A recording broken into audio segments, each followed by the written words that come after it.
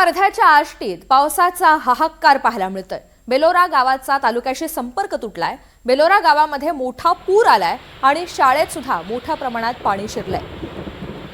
ग्रामीण भागात देखील पावसाचा जोर कायम आहे। वर्ध्याच्या आष्टीत पावसाचा हाहाकार पाहायला मिळालेला आहे।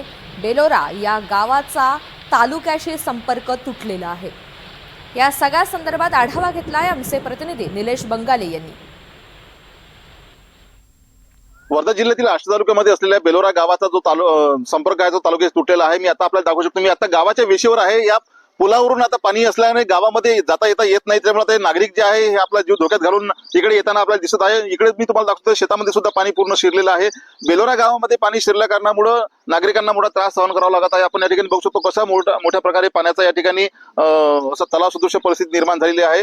रात्री दरम्यान आलेल्या पावसाने भयावह परिस्थिती निर्माण झाली होती आणि ही परिस्थिती आता उद्भवलेली आहे। खरं म्हणजे आता नुकतेच शेतकऱ्याने आपल्या शेतामध्ये बी पेरलेलं होतं आणि ते केव्हा उगवते याची ते वाट पाहत होते आणि अशामध्ये पावसाने हा कहर केल्यामुळे आता शेतकऱ्यावर एक मोठं संकट येताना पाहायला मिळत आहे। पावसामधून मार्ग काढताना आता नागरिक आपल्याला दिसत आहे, जीव धोक्यात घालून नागरिक आता आपण बाहेर जाताना दिसत आहे। आणि या ठिकाणी पण तुम्ही बघू शकता कशा प्रकारे शेतामध्ये पाणी शिरलेलं आहे।